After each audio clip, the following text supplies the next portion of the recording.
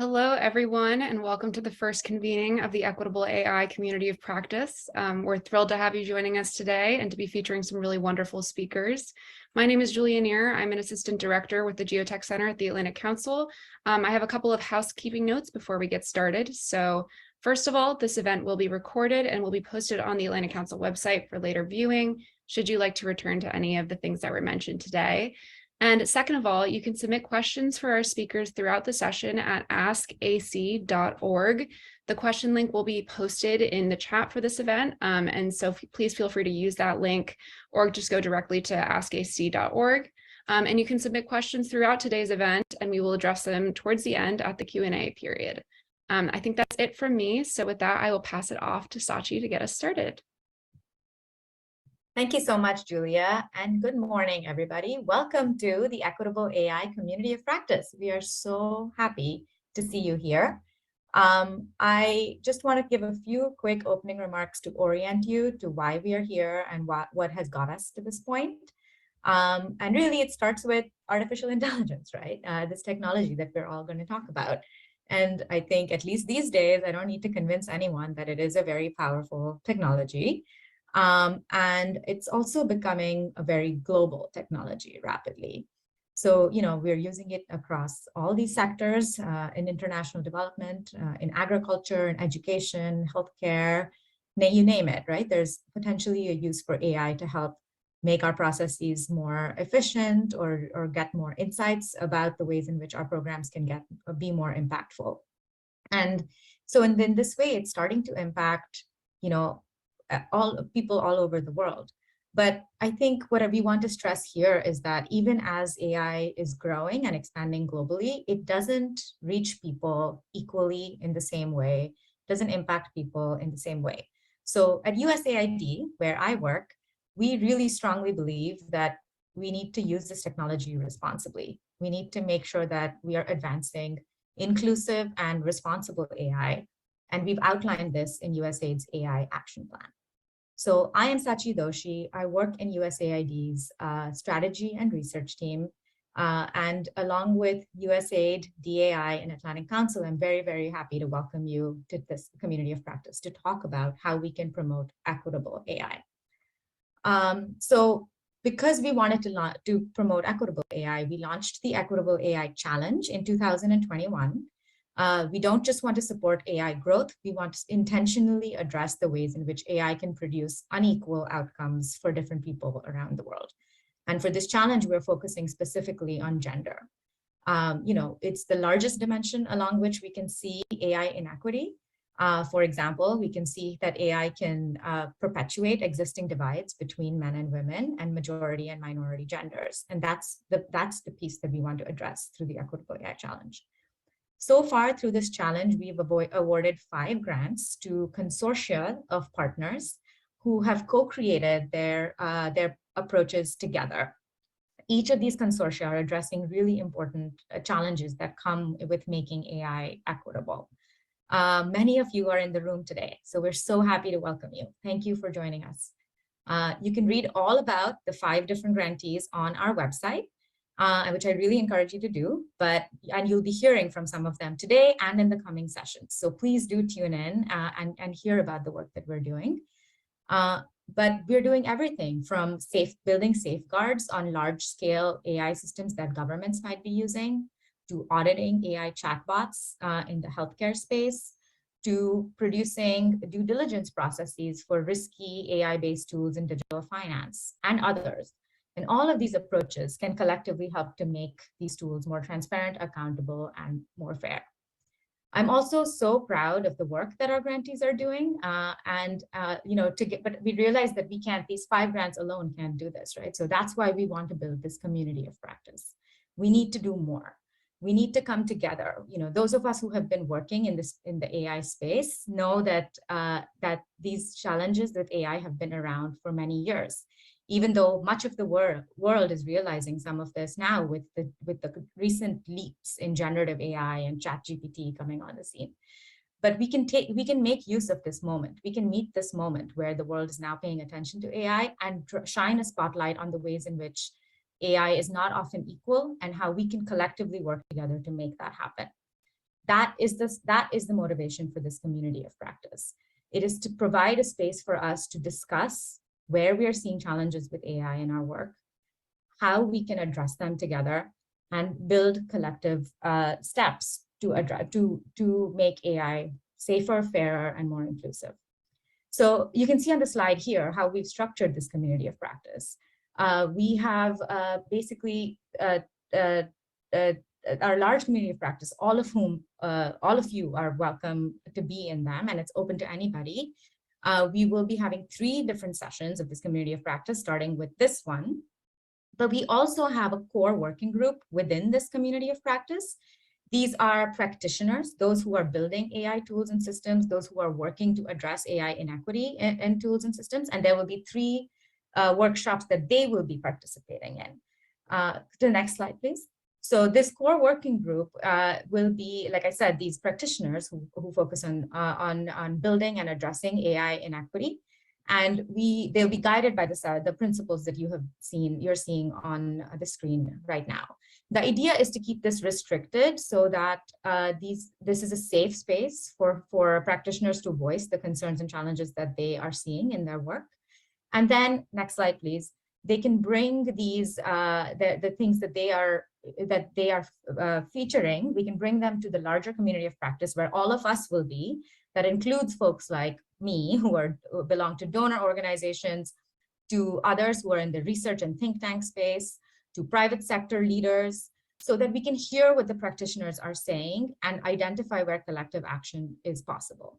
So this is the schedule of events. The first core working group meeting happened in April, and here we are today in the first community of practice meeting on May 31st.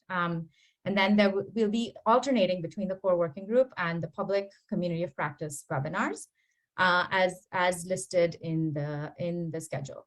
So the next one will be on transparency and accountability, followed by gender inclusive AI governance, representation in AI, and then our final session in September, where we'll all gather, is where we'll sort of reflect on everything we've learned and what collective action and next steps we can take. With that, I want to close my remarks and pass. I want to just reiterate that this is our community. I really want us to make it as such. We hope that you will share the things you are working on. So please reach out to us if you'd like to feature your work. We will be featuring some of the work of the Equitable AI grantees as well. And with that, just welcome. Let's roll up our sleeves and get to work. And I will pass it to Lloyd Whitman to share some of his opening remarks from Atlantic Council.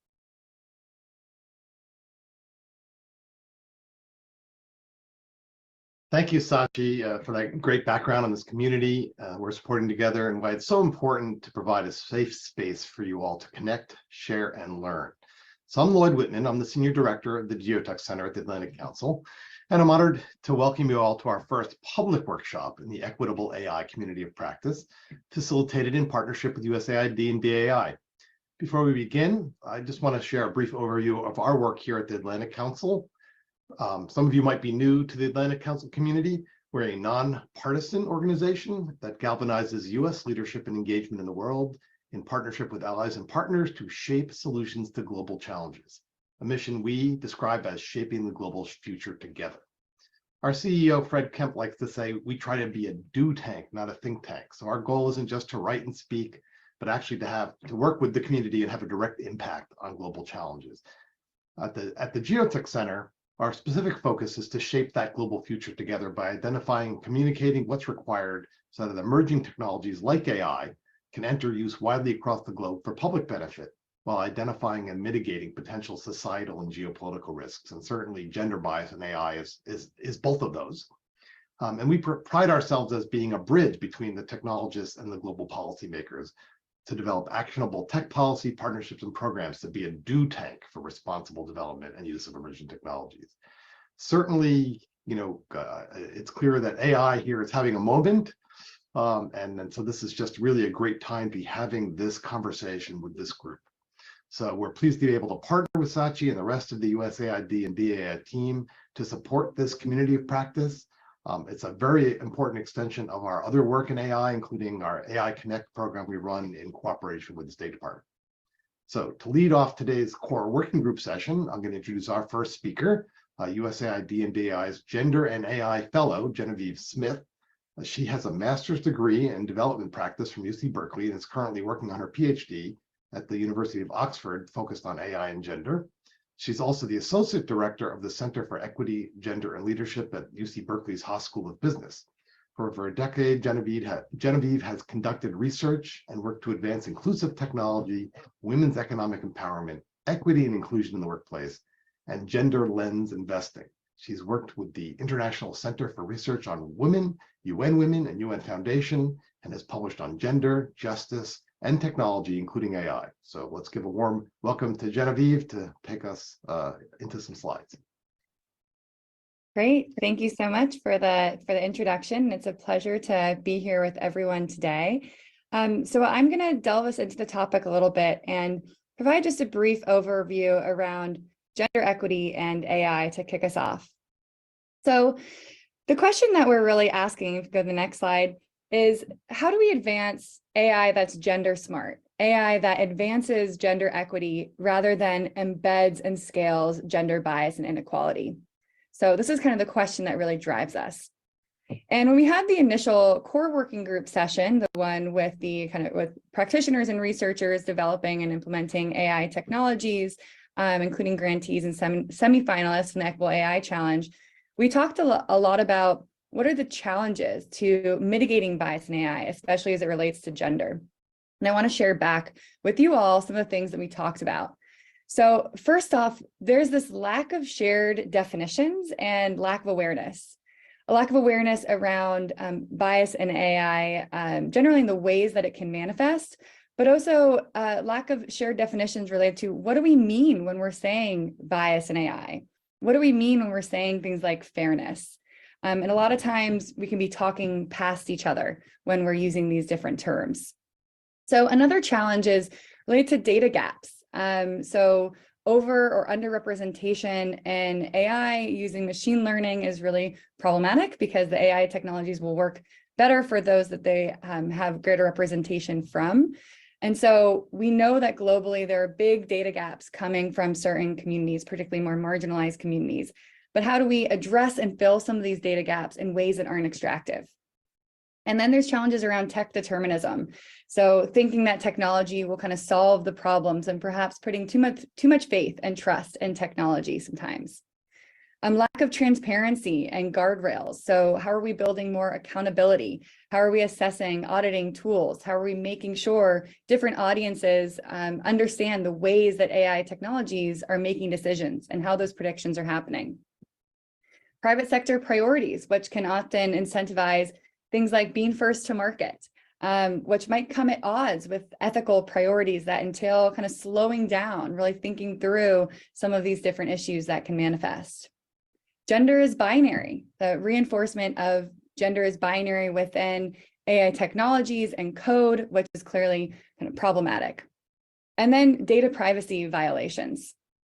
So my kind of initial kickoff with this presentation is really to think about that first challenge, the lack of shared definitions and awareness. So my goal here in these next about 4 or 5 minutes is really just let's align on some different definitions as we kind of move forward together. So moving forward to the next one more slide. So many of the AI systems that we see used today by organizations and institutions in international development and humanitarian sectors use machine learning. So that's where a series of algorithms takes and learns from massive amounts of data to find patterns and make predictions. Of course, AI has incredible potential in making decisions more efficient, more cost-effective, promoting higher productivity and growth. But there's also, and within international development, it can help identify, who within education systems might be at higher risk of dropping out, how to distribute things like vaccines, providing loans to people left out of financial folds using alternative data. There's massive potential in using AI to advance these sustainable development goals. But of course, we need to be very cognizant of the ways that AI can also embed biases and produce discriminatory outcomes at scale and the different risks that these pose. So when we're thinking about why AI systems are biased, and again, defining biased AI as AI systems that result in inaccurate and or discriminatory predictions and outputs for certain subsets of the population. So how does this happen? Well, at a high level, AI systems are human creations. They're classification technologies, they're products of the context in which they're created. And in many cases, they mirror and replicate society. We live in a society with bias and inequality. So is it any surprise then that bias is present in our AI tools? The who that's developing these AI systems really matters. It's their perspectives, their lived experiences, their priorities, their values that become integrated and embedded within these technologies. But the who tends to resemble this picture. Most large-scale AI systems are developed in a handful of tech companies and university labs.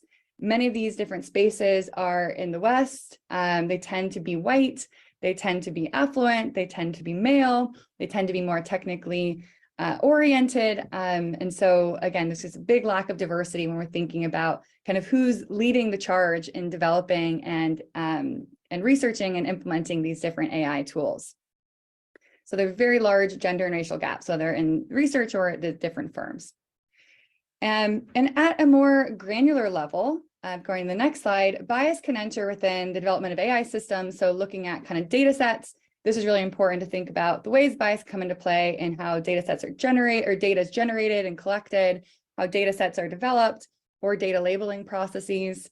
As a couple of examples here on the slide, we see big racial divides with speech recognition systems in the US context. And this is linked to kind of underrepresentation of certain voices and different kind of racial identities within the data sets that these machine learning technologies are learning from. So they don't perform as well. And then within ChatGPT, it's been seen to have these kind of sexist and racist comments within performance reviews. And it's again linked to the data that it's learning from, which reflects racism and sexism that exists within different jobs and within the communities in which we live. So beyond the different data sets, then we also are thinking about, I like this next visual, which shows where kind of machine learning data sets tend to come from. And we see most of this is, again, from the US. So it's really important to think about it. Those data, or the machine learning tools using these data sets will then reflect the identities and demographics of those populations will perform better for those populations as well. So it's really important to kind of think about where are we getting our data from, who is it representing, who is it leaving out, and what are the implications? And then the algorithm matters as well. So bias can come into play in defining the purpose, the inputs and evaluation of algorithms. As an example here, there's a widely used healthcare algorithm in the US that falsely concluded that Black patients are healthier than equally sick white patients. And it resulted in number of Black patients identified for extra care or being identified for extra care as more than half those as the equally sick white patients. And it used health spending as a proxy for health needs, but Black patients within the US who have the same level of need spend less money because of unequal access to care, among other reasons. And then lastly, the use of an AI system matters too. This is how the context from which it's developed may be used in different, or built might be used in different ways. It can be altered in ways that can be discriminatory, or it can be interpreted in ways that are, depending on our own lived experiences and perspectives that can allow for bias as well. So just as a quick example here, the ICE, the Immigration and Customs Enforcement in the US, created a kind of rigged an AI system to create a secret no release policy for people suspected of breaking immigration laws. So again, thinking about bias AI systems as those that can result in inaccurate predictions or those that result in discriminatory predictions and outputs here. Just to briefly kind of provide an overview and quickly, those examples are very kind of Western focused, and a lot of it is because a lot of the journalism and research to date has been Western focused. So that's another kind of research gap, is where we're conducting this type of research and evaluations.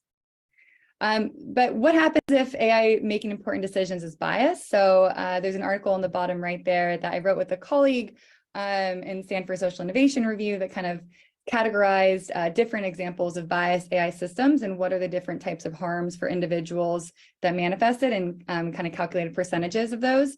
So you can check that out if you're interested in learning more, but essentially can unfairly allocate resources, result in subpar services, have health hazards, safety detriments, and infringe on civil liberties, and have derogatory treatment, which can have broader societal impacts related to prejudice, economic inefficiencies and losses, and really compromising democratic principles. So these are really, this of course is a massive issue, and massive issue to be kind of recognized and solved for. So it's important for organizations as well. So for those of you who are working in organizations or businesses developing and implementing AI tools, it's not only the right thing, but the smart thing to do in terms of mitigating risk, maintaining strong brand reputation, and just having a better product and value proposition. We're also staying ahead of legislation. Legislation is coming. It's moving quickly as we've seen, and just being a competitive leader in this fast-paced industry. So before moving on to our next speaker, I just want to leave with some of the good practices that our core working group discussed in our initial session. So what can we do to kind of tackle some of these biases and really advance AI that is more gender equitable and gender smart? So first was kind of human-centered AI. So thinking about those that we're targeting with these AI systems, how do we center their needs, perspectives, and values and priorities within AI systems? Involving social scientists, not just kind of prioritizing technical and developing and managing these tools. Prioritizing transparency, whether in the data, the model, how it's kind of updated over time, doing different auditing and quality assurance, using different bias mitigation tools that exist, but recognizing there are limitations with those, and they tend to also be quite technical focused versus thinking about broader ways that bias can come into play. We talked about pros and cons of synthetic data sets, making sure there's education for all stakeholders and really raising awareness on this and aligning on definitions. And then recognizing the role of collective governance for donors, for investors, and for government in this as well. And lastly, just prioritizing diversity within teams, within data sets. That's a really important piece that's part of this puzzle. But there's a lot left to learn and uncover and discuss, which is why we're here today. And so I'm excited with that to kind of leave us with this last question to keep in mind as we go through the session, which is, again, how do we advance gender smart AI? AI that advances gender equity rather than embeds and scales gender bias and inequality. And what does this look like to you? What does this look like in your work? With any questions, definitely feel free to reach out to me. And I'm excited to introduce Kate. Kate is a co-founder of Women in Digital, or Kate Gromova. I'm hoping I'm pronouncing that correctly again, thank you. Kate is a co-founder of Women in Digital Transformation. Women in Digital Transformation is a women-owned and operated small business and established with the mission to help drive digital transformation in developing countries and support women's full inclusion in the social and economic digital transitions underway worldwide. So with that, I'll turn it over to Kate. Thank you so much. Thank you. Thank you for the introduction, and good morning, good afternoon. I'm really happy to be here and present the actual project we just completed, preventing and mitigating gender bias in AI-based early alert systems in education. Next slide, please. This project arose in the context of Equitable AI Challenge, and such talk a little bit about the challenge. It helped us to, in collaborative process and co-creation event, to get to know the stakeholders and our consortium members a little bit better, identify the need and our proposal to support the Ministry of Education of Guanajuato, Mexico. Our consortium was formed by international companies, Itad, Peat Policy Lab, Women in Digital Transformation, Athena, and with the support of USAID and DI. Next slide, please. We worked in partnership with the Ministry of Education of Guanajuato, Mexico, who were innovating the education policy for the use of data and AI to reform decision-making. Specifically, with the help of the World Bank, they have developed early alert system to identify students at the risk of dropping out of schools at the secondary level. which allows for the personalized intervention action according to the student needs. So the project sought to mainstream the gender perspective in the Ministry AI project. Next slide, please. So with the process at the beginning of the intervention, we identify very specific issues with the AI system implementation at the early alert system project. We identify that there is a lack of communication towards the main affected partners, such as students and parents, regarding the use of AI for decision-making in the educational field. Limited conception of the risk association with the use of AI beyond the potential misuse of the personal data.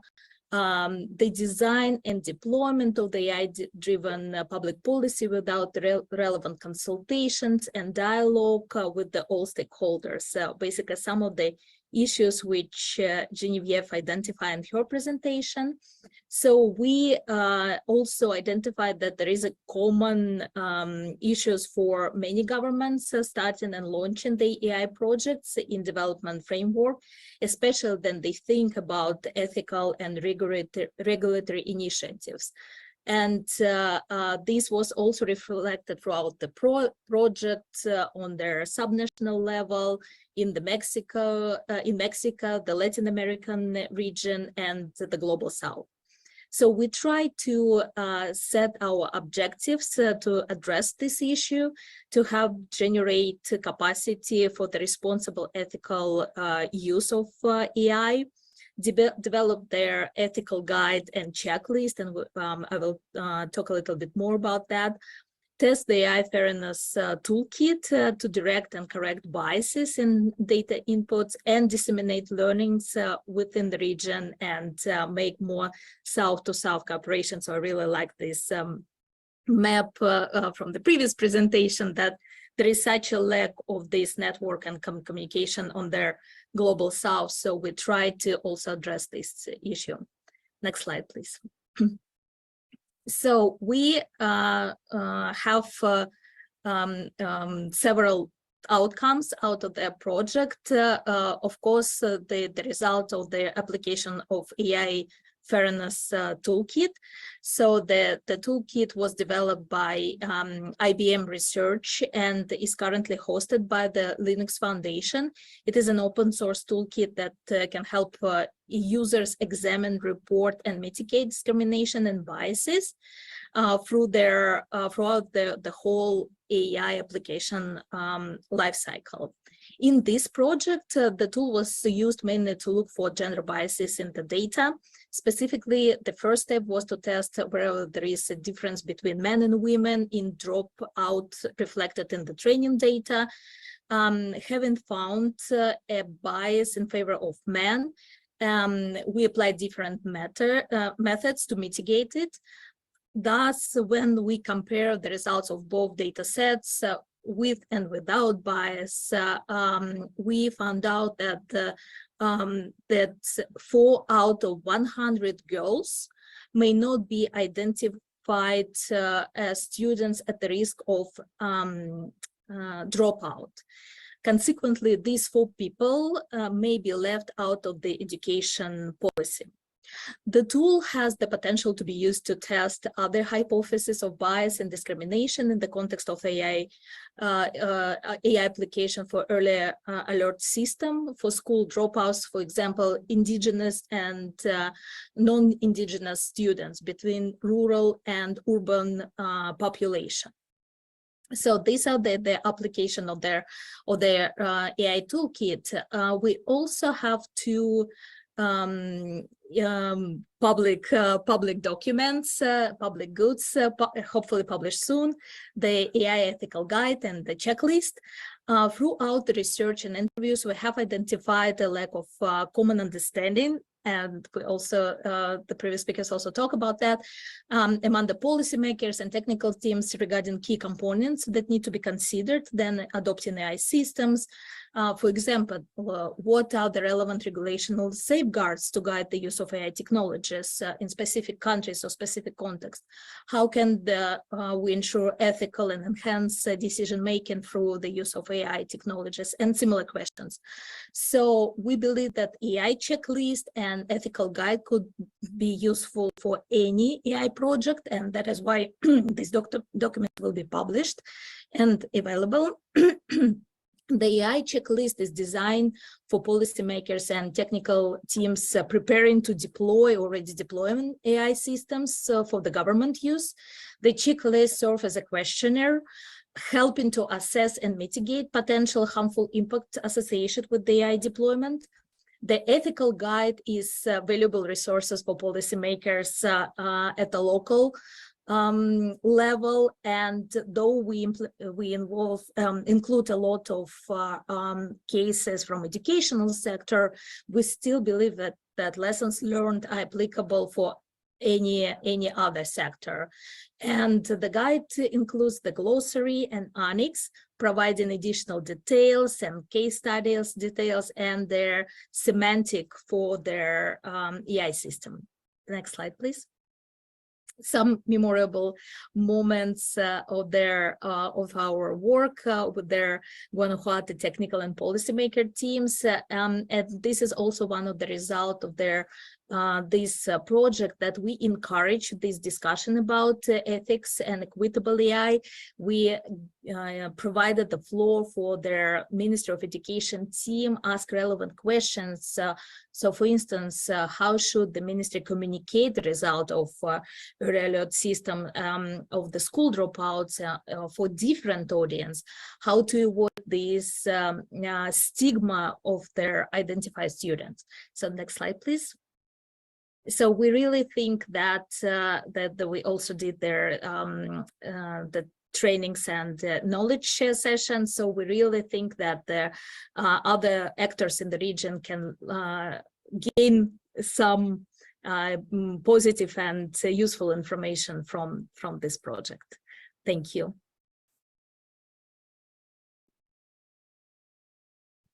All right. Thank you so much, Kate, for that presentation. We're really excited to have you join us today and to hear about your work. I'll now introduce the next portion of the event, in which we're going to hear from some more practitioners working directly on equitable AI. Each presenter will give us a brief overview of their work, and then I'll turn to the Q&A and ask them any questions that you all have submitted in the chat. So as a reminder, please do submit your questions for them at askac.org. The link is in your Zoom chat as they're presenting. So first, I would like to introduce Mihir Kulkarni from Wadhwani AI. Mihir is an associate machine learning scientist at Wadhwani AI, prior to which he got computer science degrees at Princeton University and IIT Bombay, specializing in machine learning.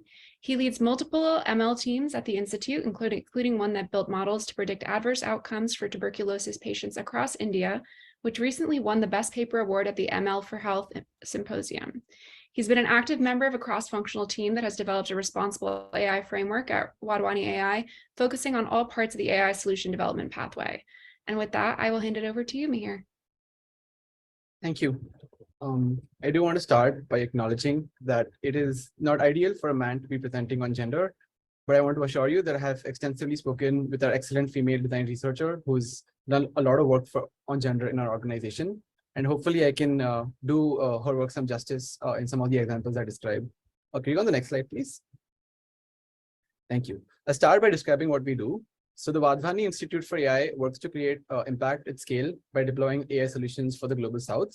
We work across several critical domains, some of which are healthcare, agriculture, and education.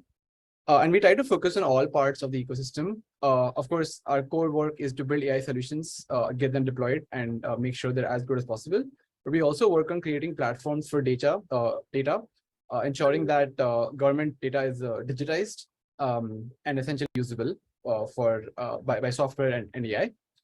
We also develop centers of excellence, which are essentially our teams work with the government to set up centers where we have people sitting, partnering closely with government agencies to think through and develop sort of these AI solutions. And we also have cross-cutting concerns, such as working on advanced foundation AI models that can be used across solutions, and also what I'm going to describe, which is our ethics and responsible deployment framework. So this was roughly a year in the making. The idea was we wanted to ensure that responsible AI development was done in our org at all stages of the pipeline, right from definition, whether to take up a problem or not, whether it makes sense for us to work on a problem, defining what exactly it looks like, looking at responsible, how you sort of do responsible actions around data collection, and then finally to model creation and evaluation. What we realized is there are so many concerns here that are not sort of easily importable for the West. We sort of had to think through a lot of these responsible AI considerations specifically for our context. One example is that of sort of algorithmic fairness. I think some of the earlier speakers described how AI model performance could be different on different genders, such as men and women. And the way it plays out in the global south is a little different. For instance, a lot of women don't even have phones. Women will not appear as data. They'll appear as sort of incomplete data in your records. And thinking through that has been quite sort of a learning experience for all of us. Algorithmic fairness is a very important concern for responsible AI. But today I want to focus on something which I think is more fundamental, which is power dynamics. And so that'll sort of be the example that I'll be talking about. The context in which this example is based is that of the sort of grassroots level workers. So we do service delivery of AI solutions through these workers, and they're usually contract employees of the government. A lot of these are women. What we notice is that a government job is often respectable, and families are more willing to sort of allow, if you can use that word, their sort of daughters or their wives or so on, to take up these jobs compared to some other jobs that are in private industry that may be even higher paying, but may not be as respectable. And what we also notice is that because they're lower paying, it sort of is fitting the social expectation of the women to sort of be the secondary earner to the man. And so in these contexts, we have our AI solutions deployed, and we also try and create spaces in which you can get conversations, feedback, and we obviously have meetings with these folks as we're co-creating the solution, sort of making sure that they're centered. What we noticed is that there's often a power dynamic at play in which women can often feel uncomfortable expressing their thoughts openly. And what we've realized is understanding the full context of how these women work and the challenges they face is very important to actually build solutions for them. The key we've realized is to give them agency. One example I want to talk about is we have a tool that it's called the Integrated Disease Surveillance Tool.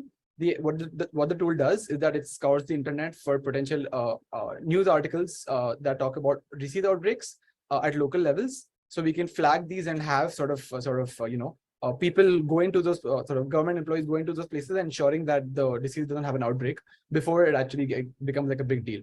And so for this automated tool, we needed to have some like concrete definitions to ensure that we were able to label the articles correctly. In the meetings where we were discussing, so there was one female employee who was sort of responsible for running this tool before we sort of started building this. She was asked sort of what definitions she uses for certain events. So what does an outbreak event look like? What does maybe a transmission event look like? And we noted that she didn't really have answers. And there was like a lot of there was no response from her. She wasn't able to sort of come out and like really express why this was an issue. And then I design researcher sort of through multiple conversations, one-on-one in sort of a context where she didn't feel like sort of suppressed and she didn't feel like she couldn't speak in front of her superiors. We ended up finding out that she was never actually told what these definitions were. However, it was not possible for her to express that in that context. And so what we realized is that this is like a very important way in which these gender actually plays a role, which is that of people not being able to express issues, and therefore the work or the solutions you develop not really being able to hit the right note. The other sort of thing I want to talk about was that of this idea of emotions. We noticed that the way we sort of communicate in our focus group discussions or even sort of in collecting feedback, we noticed that women tend to often lead with emotion, and they're happy doing that when there's not pressure, where there aren't other men around who may make fun of them or who may sort of create like an awkward situation. Oftentimes this emotional sort of communication is judged, but we realized that it's very important, and it's sort of is the way in which a lot of them feel more comfortable sort of communicating. we noticed like women employees tended to have more sort of emotional investment in some of these causes. So we were talking to one of the doctors who used to sort of work in data entry. And data entry is obviously not a very sort of high profile job. And she would be mocked by other people because, you know, it's not a super prestigious job. But we ended up finding out that she was emotionally invested in this idea of nation building, sort of working for in some small way to help sort of public services. Again, the way sort of we had to sort of discover her sort of emotions or her sort of perspective on our solution was to understand sort of how her investment was in that solution, which turned to be quite different from some of the other male employees who maybe were sort of doing it for their primary income, or were just sort of able to express what they felt more openly. And so I think the message I would like to leave with is that while sort of technical sort of fairness considerations and sort of more very core AI sort of specific problems are something we want to consider, I think the broader context and these power dynamics are also very important in actually building solutions that are friendly to all genders. Thank you. I hope I haven't overshot time. Thank you so much. Great. Thank you so much, Mihir, for that presentation. I definitely have a few questions for you, but I will hold off until our Q&A portion at the end. And reminder to our audience to please also submit your questions as well. I'll now introduce our second and final speaker, Mike Minkoff from Athena Infonomics. We're really excited to have you here today. So Michael serves as Athena Infonomics Director of Business Development and Interim Director of Data and Digital Governance. He brings over 13 years of international development consulting experience, working most extensively at the intersection of environmental and climate risk management and political economic decision-making, and increasingly in exploring the risks and opportunities presented by data and digital tools and services in development. Michael received his MA in Law and Diplomacy from the Fletcher School at Tufts University, where he focused on international political economy, international trade and commercial policy, and international environmental policy, and a BA in political philosophy from the University of Wisconsin-Madison. So Mike, we're very excited to have you here today, and I will hand it over to you. Wonderful. Thanks so much, Julia, and thanks to the Atlantic Council and USAID and DAI for hosting this wonderful event. So I'm going a little rogue. I don't have the PowerPoint here, and I'll be mindful of time because I think we're maybe a little long. But so Athena Infonomics has been, you know, is an organization that was founded in Chennai, India, and remains headquartered in India. You know, we have some presence elsewhere now, but and since its inception about 13 years ago, working at the intersection of data and technology has kind of always been at the heart of the work that Athena does. And for us, that kind of comes in two different pathways. One is in this data and digital governance space, and looking at the kind of questions of ethical and inclusive use of data and digital systems and tools and processes, including artificial intelligence and machine learning. The other is more on the digital tools and systems development itself, and that's an area we operate in. I'll touch on that a little bit later. So in the data and digital governance space, you know, there's a number of different ways that we've intersected with these questions of, you know, equitable or appropriate or effective use of data. These have ranged from doing a global landscape analysis of global data sharing platforms, looking across things like data collaboratives, or just, you know, global data use systems for understanding the constraints and what really inhibits and or makes for effective data sharing and data use at a global level, and or more kind of micro assessments of looking at specific countries and their digital ecosystems and what the opportunities or needs or constraints are to developing and operationalizing in agriculture or other sectors the use of digital tools and systems.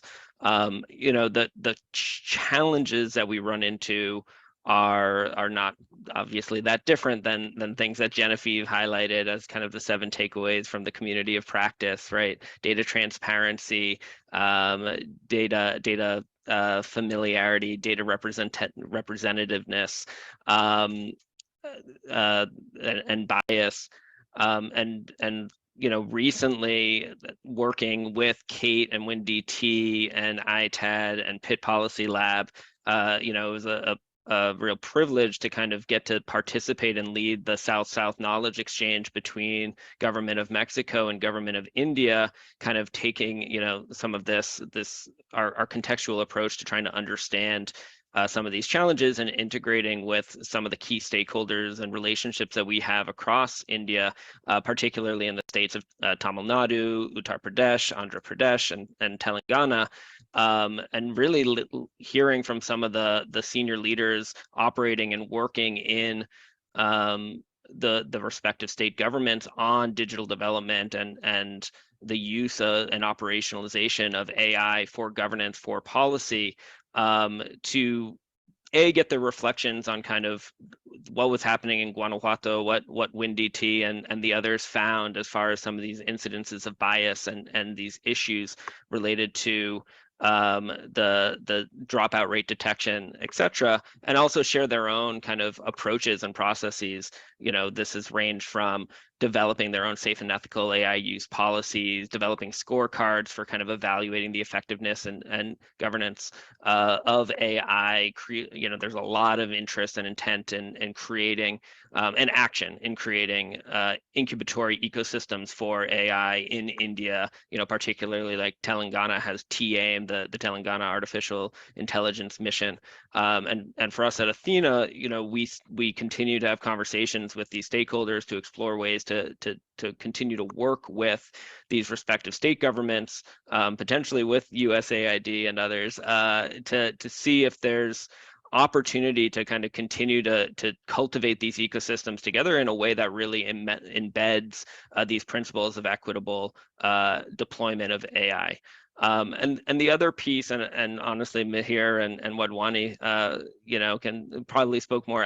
definitely spoke more eloquently than I will. I'm not the technologist. Actually, going back to what Genevieve said at the top, I think Athena comes heavy on the social scientist side, complemented by a bit of the data scientist side. And we obviously firmly agree that social scientists need to be embedded in the kind of technology development process. But we are, looking to expand some of the digital tools and solutions that we've developed, particularly in the water and sanitation sector, and look at ways that geospatial layers and administrative and financial data can be integrated and operationalized for use in other sectors. But the inherent question there, the inherent challenge, as Mihir spoke to so effectively, is who is being represented by that data in the financial and administrative data sets that you're looking at, who if you're implementing or embedding machine learning principles into the technologies that you're developing, who really is going to be properly accounted for and underrepresented or overlooked by virtue of the technology or the technology-based kind of decision making that you're trying to enable and affect. So anyway, we're really, we're deeply appreciative for the opportunity to participate in this conversation. We think it's so important and so central and core to kind of how we think about, development solutions, because really artificial intelligence is just one extension of kind of a data-based development revolution, in effect, right? Where this is going to be the way things are done, is driven by data, driven by big data solutions. Artificial intelligence is clearly here to stay, and the landscape is moving quickly and evolving quickly, and so this conversation is so very important. Thank you. Great. Thank you so much, Mike. And thank you to both you and Mihir and to all of our other wonderful speakers today. Now, at long last, we're going to enter the Q&A portion of today's session. And so I'm actually going to circle back to Genevieve's presentation. We do have a question for you. Genevieve, so you mentioned that a lot of what we know is based off of Western media and case studies. So what are some of the ways for us to bridge the gap with respect to understanding AI inequalities in non-Western countries, if a lot of kind of like our baseline material is coming out of the West? Yeah, I mean, I think we definitely need to fund more research and kind of researchers in different parts of the world, and kind of, yeah, so supporting more research in different places. So kind of donors can have an opportunity to support more research in different places and encouraging that. And then, I think part of it too is like, even though we don't have as much research looking at different places globally, a lot of the same core issues and challenges are really similar. And so we can kind of create some of those different like connections and synergies and understand kind of like the root causes are quite similar. So I guess like, yeah, that would be kind of my initial thought and response, but a really call to action, I guess, for donors and, other folks in this call, or researchers in this call, to do more research in different contexts. And I think a lot of our kind of ethical and responsible AI like perspectives and conversations also tend to be really Western focused. And so just kind of a call to action for folks in this call to recognize that and kind of fill some of those gaps. Great, thank you. And I noticed a couple of nods from our other speakers. Did anybody else want to hop in on that? No worries if not. Okay, then I will move on to the next question. I have a question here for Kate. So you talked a lot about kind of your work on working with government and working with public institutions to integrate gender equity, but what are some of the challenges that you faced in encouraging the government to integrate gender equity, and how have you addressed those? Yeah, no, I think the main challenge we faced is that there was initial very limited understanding on the government side and the technical side on the bias and in general the challenges with the equitability of the AI system. So this question wasn't really much discussed within the team and the technical team and the policy making team. But and this was one of our key activity. We conduct the specific trainings both on their gender bias, what it means, how it affects the result of their work and the implementation of the AI system, and talk about the system itself, the fairness toolkit. So we try to engage their government team as early as possible, and really keep them through their entire process. We ask them to comment on the ethical guide and the checklist, knowing that this will be the public goods, but we really want the very specific experience reflected in these documents as well. So I think this was the main challenges, and I think this is what we need to expect moving into the similar projects, that initially the team who needs to implement and who working with their system, they don't really have their scope of work, the usual scope of work doesn't include this thinking and reflection on ethics and bias and frameworks on overcoming this issue. So we really need to have some specific time to work with them on that. Great, thank you, Kate. And that tees up really nicely to another question I have here, originally for Mihir, but I'm certain you could respond to it as well. So how can AI practitioners work to kind of use the real world strategies that you mentioned, Mihir, in terms of addressing power dynamics? How can AI companies and practitioners pair those real world strategies with their AI powered solutions?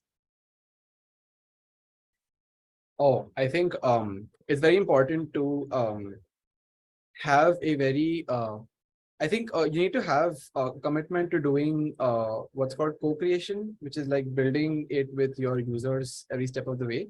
The development sector is interesting because oftentimes your users are not the same as your beneficiaries. And so you also have to take the beneficiaries into account. And from what I've seen, the best way to do that is by hiring really good user research people who just know what the right questions to ask, the right research to do, and they understand what needs actually are. Because the thing that I've sort of felt as a privileged man is it's difficult for people like us to really intuit how sort of these would play out on the ground. So having someone who's gone to the ground, done the research, understands sort of all the dynamics is very important, specifically for like these power dynamic things. Yeah. Got it. Thank you, Mihir. And then we are coming up on time, so I'm going to pose one question. Oh, I have one more that just came in. I'll ask. This is a great question, so I'll ask it before I hop into our conclusion. It's a Question for Kate. So using the AI bias toolkit, what fairness and bias metrics did your team decide on and why? Did you incorporate local cultural notions of fairness into your decision making, or could you tell us about your process? So we have we worked very close with their technical team on the ground, and we have the technical experts on our team to identify the variables and the metrics for the toolkit. So we specifically focus on their gender perspective for this specific test and the data sets. But as I mentioned, that the toolkit itself can definitely work with their more specific local context, as for instance, indigenous and non-indigenous population in the country based on the country specific. And this is important and really depends on their specific project situation. So for our project, we specifically work on their with the gender metrics. So this was the key focus on our intervention. Got it. Thank you, Kate. And so now I will kind of begin our conclusion of today's event. And so I'd like to hear from each of our speakers. Usually what I like to do towards the end of these events is kind of hear a key takeaway from each of you or something that you'd like to leave the audience with. And so I will just go in order. I'll ask Mike first, then Mihir, then Kate, and then Genevieve. I think I probably already said it at the end, but I think this is the, well, first of all, I think Mihir, what you said about the power dynamics and integrating that into the AI technologies is so important, and likewise your answer on the subject matter experts or the experienced user researchers I think is really important. So I guess I'll focus there and just say, embedding these principles into the data and AI tools and systems, I just think is foundational given where the development of this technology is and how it's going to intersect with and beyond international development.